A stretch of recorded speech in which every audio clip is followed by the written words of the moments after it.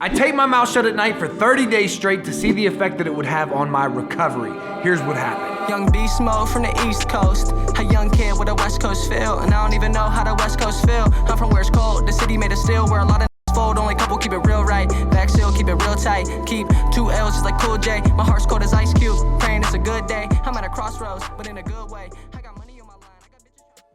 What's up, everybody, and welcome to another video. My name is Nathanael Morton, and I am a sports performance coach who specializes in basketball players. So if you are a basketball player, or in this case, I guess any athlete who wants to improve your recovery, then you, my friend, are in the right place. As always, comment jump down below in the comment section if you want a free vertical jump training program, and link for me to be your personal coach will be down below in the pinned comment and in the description of this video. But anyways, guys, let's get into the topic of this video. I taped my mouth shut at night for 30 days straight to see the effects that it would have on my recovery. And the way that I track my recovery is this Whoop watch right here. It's actually not this bulky. This right here is just the charger. This is what it actually looks like when it's on your wrist, but it tracks your heart rate variability, and that's the way that it tracks recovery. So basically, when you do a workout yesterday, then you sleep at night, it calculates your heart rate variability at night, and then you wake up and it tells you how much you are recovered, and based on that, you can go ahead and do another workout or not. Now, the bad part of this, because most of you watching are basketball players, is that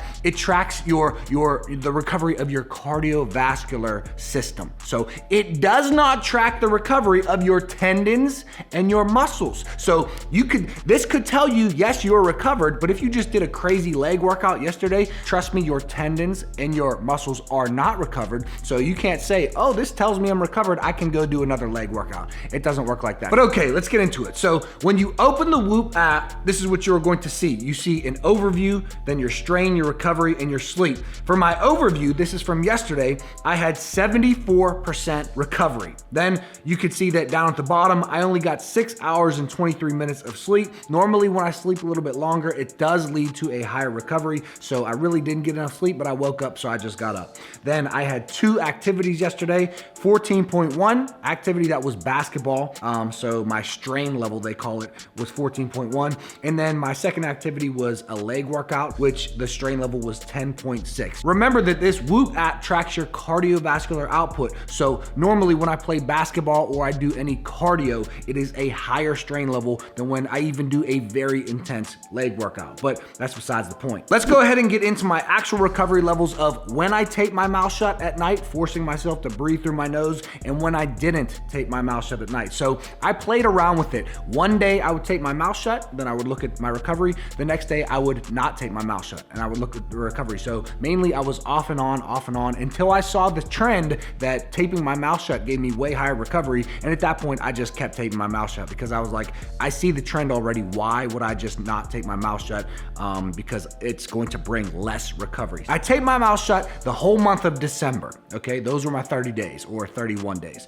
There were a few days that I missed, mainly when I drank alcohol, like on New Year's Eve or random weekends here and there. But let's look at Monday. I'm not gonna go over every single day. So let's look at Monday, December 6th. 96% recovery when taping my mouth shut, okay?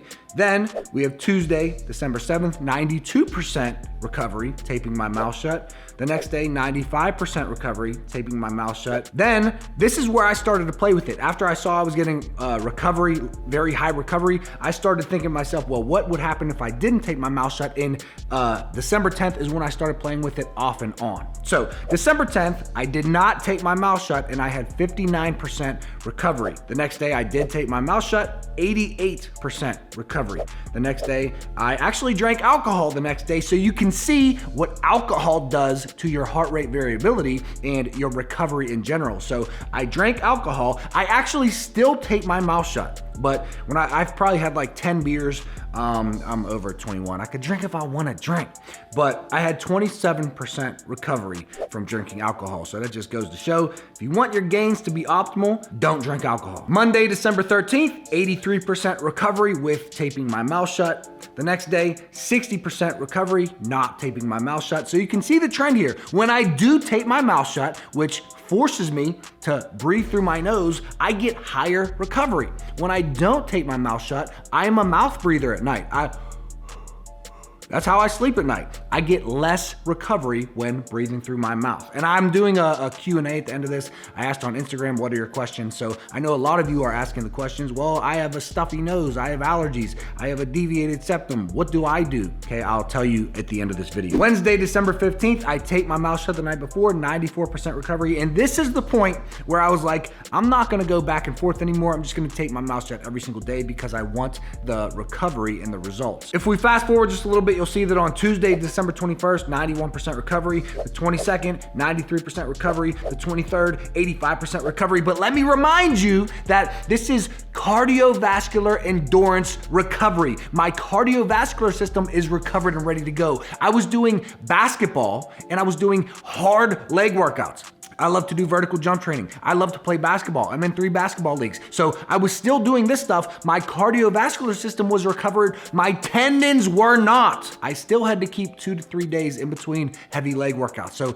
let me remind you of that. Don't just do leg workouts back to back to back to back because it says that you are recovered. If you want to get this Whoop, by the way, I am not sponsored by Whoop, but if you do want to get this Whoop, a link will be down below in the description. If you use my code, you do get a free month of Whoop. Also, if you want me to, leave it down below in the comment section if you want me to make a separate video on this Whoop app and this Whoop watch and whether or not I think you should get it, because it ain't all sunshine and rainbows. Sometimes this thing really messes up. So leave your comments down below if you want me to talk about the pros and the cons of a Whoop watch and whether or not you should get one. But all right, let's go ahead and get into the questions because I got a lot of good questions on Instagram.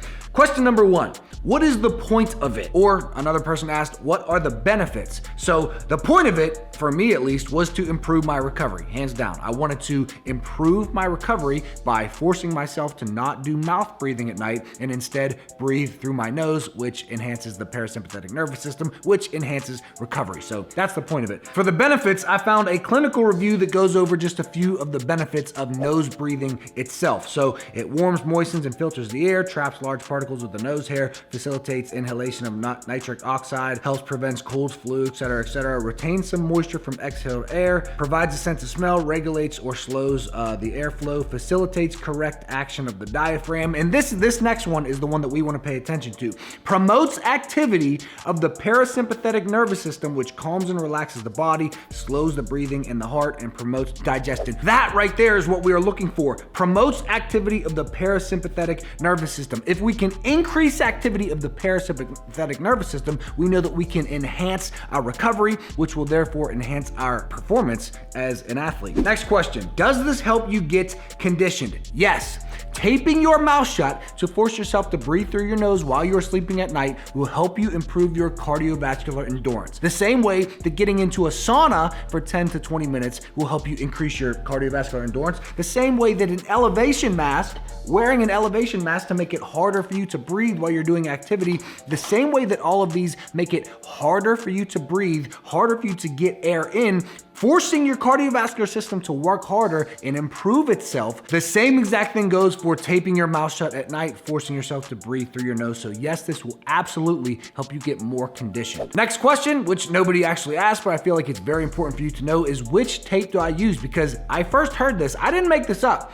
I heard this from entrepreneur and millionaire, maybe billionaire, Tom Bilyeu. And he said I tape my mouth shut. So I was thinking, what do I use? Duct tape, Scotch tape? No, you use medical tape. So I use this Ariza medical tape, which I will link down below in the description of this video. How much better do you feel in the morning? Now, I'm gonna be completely transparent and honest with you guys. I don't feel much better in the morning when I tape my mouth shut as opposed to when I don't tape my mouth shut. I can't really tell that much of a difference. The difference shows in my recovery, but I always allow myself to sleep until I wake up. I don't use an alarm clock, so I'm always getting good sleep regardless. But to be just 100% honest with you guys, I don't feel any difference between the way that I feel when I wake up taping my mouth shut or not taping my mouth shut. If I don't get enough sleep, that is where I feel a difference between getting, 4 or 5 hours of sleep and then allowing myself to sleep until my body wakes up naturally. That's where the big differences come in. And now it is time for the question that you've all been waiting for. What if your nose gets clogged up? Or what if you have allergies? What if you have a deviated septum? What if you have something that doesn't allow you to breathe through your nose and you can't tape your mouth shut, or you would literally suffocate suffocate